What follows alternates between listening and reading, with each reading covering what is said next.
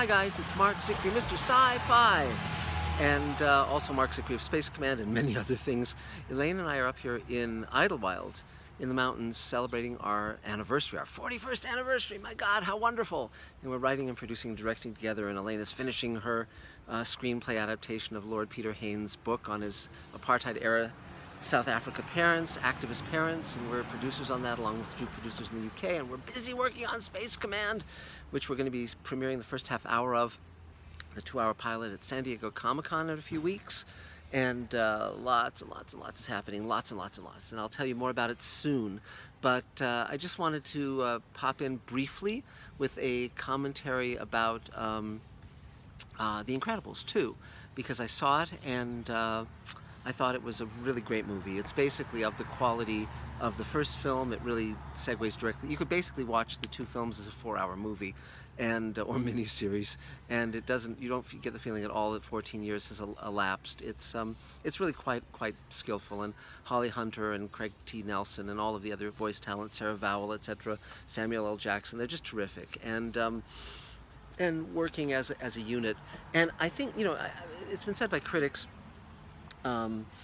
you know, often in reviews of this movie, that it's that they like it better than the live-action superhero movies that Marvel and DC have been doing, and I have to concur on that, because yeah, the problem I have with live-action superhero movies is basically the arc of most superheroes is from A to B to A to B to A to B, and you know there isn't going to be much change in Batman or Superman or any of these characters, that ultimately they're going to swing back to where they started, essentially.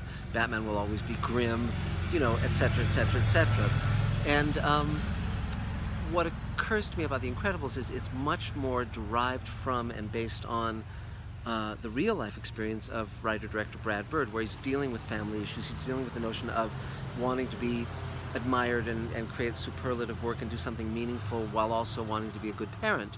And the first film, of course, was about someone feeling they're special and being put in a small box in order to support their family, and then having a chance to be wonderful again, and what that leads to. And the second film, of course, is about the mother having a chance to become basically a working mother again as a superhero, and the father having to take care of the kids and what that entails. So these are both very real-world, identifiable problems, and the kids are very realistic too. And clearly the people making these films have families and have kids and know what that's like, and the characters are very likable and they're very honorable, and you know, it's not dark, it's real. You know, there's real threat, there's real consequences and real emotions, but it's not edgy for the sake of being edgy.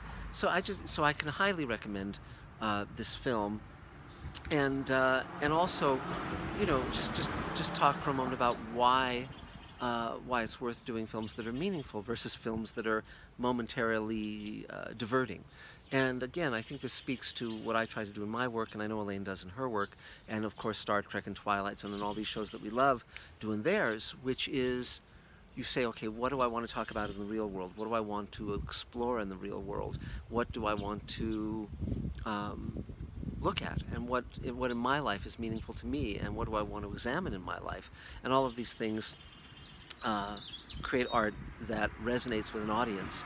And so again, you know, it's good to be encountering really good work. It's also a very funny movie, by the way, and the jokes are good, the visuals are great, the action scenes are great. It's just, you know, and also I should mention that it doesn't just go over the territory of the first film. Many sequels, of course, fall into that dilemma, where they're just doing what's been done before to lesser and lesser effect. And in that regard, soon I'll be watching the new Jurassic World movie and talking about that, because I've been thinking about dinosaurs and the Jurassic Park movies and so forth. And I'm actually rereading the Jurassic Park novel to just kind of get my head around all of that stuff. And then it's funny, because Jurassic Park, of course, was Michael Crichton taking the plot of one of his other works, Westworld, and putting dinosaurs in it, and other than that, it's structurally identical.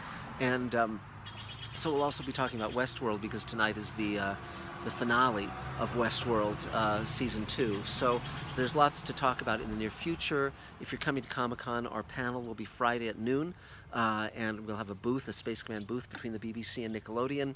So please seek us out. We'll be doing signings, giveaways. We're going to be announcing very soon our Space Command spacesuit contest, which is going to be great fun. And lots more to come. I haven't talked much about the Showrunners Network. I'm in direct communication with my friends Rockne O'Bannon, who created Farscape, Alien Nation, Defiance, Sequest, on and on, Cult, and Mark Fergus, who is the showrunner, along with his partner Hawk Ostby of The Expanse, and he and Hawk wrote Iron Man and Children of Men. So we're talking about this project that we're all very interested in doing. So there'll be announcements in the near future on that. So that's about it. If you want to contribute to Space Command or buy a share, I'm actively pitching the show now. In fact, I'll be having a lot of meetings, I think, at Comic-Con, and so we won't be selling shares once the show sells. So if you're interested in shares, they're $7,500, and if you're just interested in Marc Zicree and the world of science fiction, you can subscribe to Mr. Sci-Fi and also check out my Facebook page, my Twitter page. The new Twilight Zone Companion is out. I've just started a Twilight Zone Companion Facebook page, but I haven't started posting anything there yet. Just been busy with things like anniversaries and Space Command and so forth. So that's about it for now. Just a short little commentary. Samuel L. Jackson and all of the other cast members of The Incredibles 2 are in service of the script. So again, you know, you get a feeling that nobody is walking through it. Nobody's just phoning it in. It's a lovely job, and it really speaks to family and the connection of family and wanting to, you know, parents wanting to really make sure their kids are safe, and kids really want to make sure their parents are okay. So so I really enjoyed it. And it's funny because at the same time, Elaine and I just finished watching Big Little Lies with Nicole Kidman and Reese Witherspoon and Shailene Woodley and so forth, and it's not science fiction, but it was very interesting to compare the two because they're also very much about friendship, relationship, family, connection, being your authentic self. It was, you know, it's I highly recommend that to those of you who don't just watch and read and talk about science fiction. It's well worth your time. So so that's about it for now. We'll be posting again really soon, and thanks for everything, guys. Take care. Bye bye.